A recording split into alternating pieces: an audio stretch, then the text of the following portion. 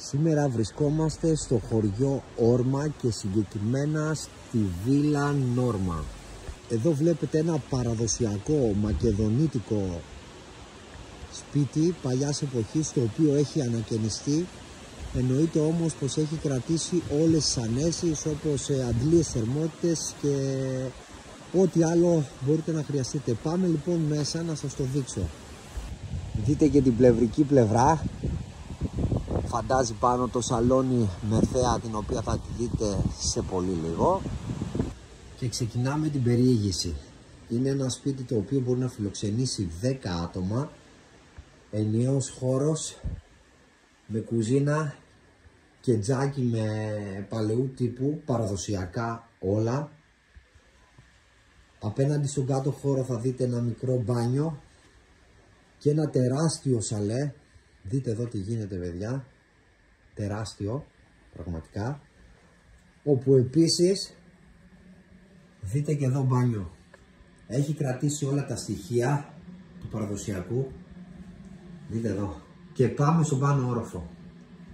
Σκάλα μακεδονίτικη παραδοσιακή, η οποία έχει κρατηθεί όπως έχει από τότε.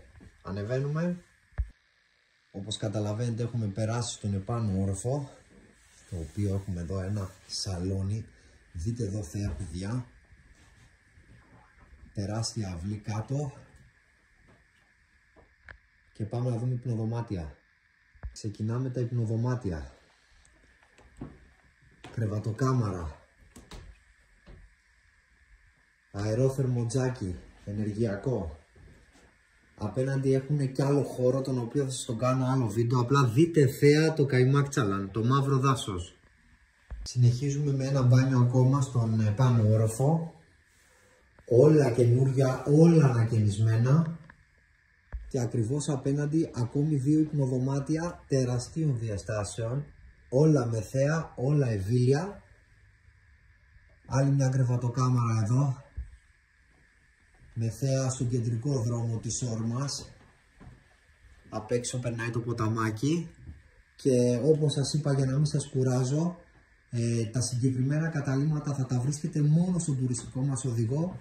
Αυτό δεν το έχετε ξαναδεί. Και επίσης τα βρίσκετε χωρίς ποσοστά από την κράτησή σας, παιδιά. Μπαίνετε μέσα και απλά καλείτε.